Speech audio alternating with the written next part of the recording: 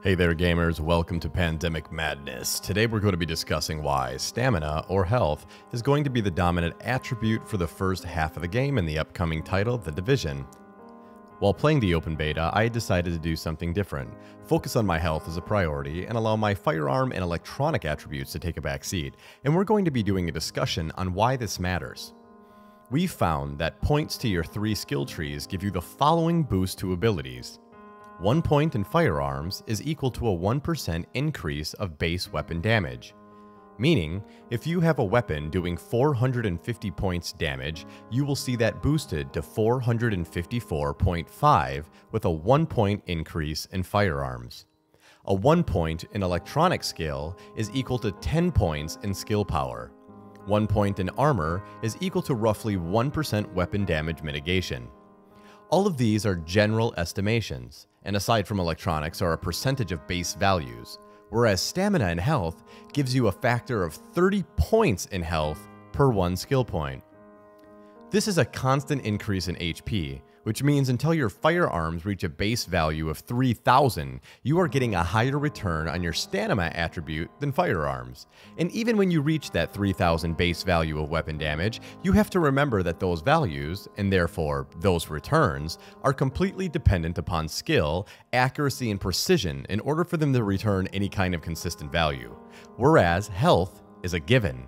It's nearly impossible to miss yourself with a healing burst, and med packs work every single time. The Redditor Bloomchild pointed out that based on how weapon damage scaled in the beta, and the fact that level 30 is the max, I'm assuming 3,000 plus base damage weapons will be available around a level 15, at which point you could weigh stamina and firearms more equally when choosing whether a piece of gear is worth equipping or not. So for now, it seems that from levels 1 to 15, stat weights will look like this. Stamina greater than firearms, firearms greater than armor, and armor greater than electronics. So in a short sense, the firearms rating is best when base damage is greater than 3,000. The stamina rating is best when base damage is less than 3,000.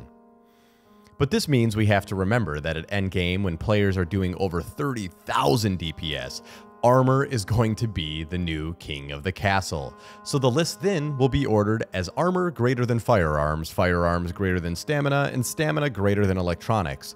The reason the order of operations is stacked in such a fashion could be intentional on the devs' part.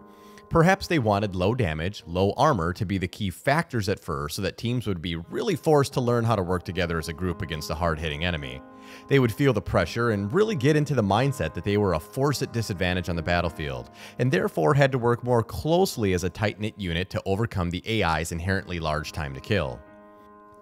Later on, you will have more armor and more firepower, making you capable of exerting much more force while taking more damage in the process. Also at these stages of the game, where armor is such a key factor, remember that crafting will also become a core infrastructure of this game. This will be the force that boosts crit ratings, armor rating, and weapon-based stats to push your build into having maximum effectiveness. I hope this sets your gears in motion for critically examining the route you wish to take after launch. Let us know what you think and what kind of build you'll be pushing for. And as always, remember that this is a cooperative game, so the biggest and best builds will be on the squad level, not some meta build centered around a single individual. We may find out more about the actual statistics garnered by the electronics perk later on, so this could change some factors in our endgame analysis.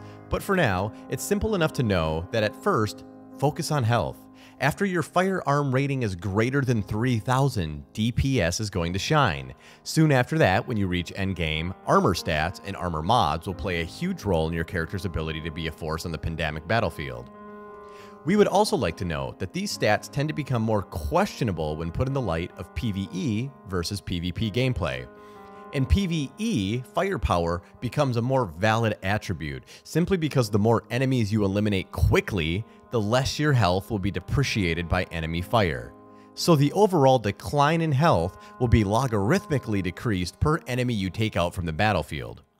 In PvP, stamina and armor may really be the 2 biggest determining factors because A, not all shots will land, whereas, like we've already stated, all health gains are guaranteed, and B, A teammate healing you has more benefit the higher your max health is capable of being boosted, whereas your height and firearm stat, let's say, doesn't increase the amount of damage your teammate does.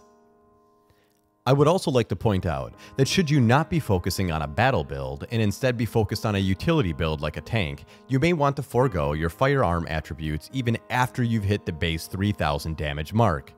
Should you wish to play a more tanky character and select for your skills the Healing Burst and Ballistic Shield, you're going to want to focus on your Electronics attribute in addition to Stamina. This will increase the recharge rate of your shield and also increase the amount of damage it's capable of taking before being destroyed. When focusing on such a build, damage is not entirely necessary because your job is to attract aggro and stay alive. The shield has a passive function which will heighten your threat rating, causing enemy AI to focus fire on your position. So having it out and having it out often will allow your teammates to attain superior firing angles and quickly eliminate the enemy. Again, I hope this video has been informative and sets you on the right path towards making a dominant character build come March 8th. As usual, should you have any questions or comments, please feel free to post them below. I'll do my best to respond in a timely fashion. If you like the content of this video, please give me a like and a subscribe, being as it really helps this channel. And as this game is released, I promise to have regular content on an almost daily basis, and I hope to see all of you fellow activated agents on the battlefield.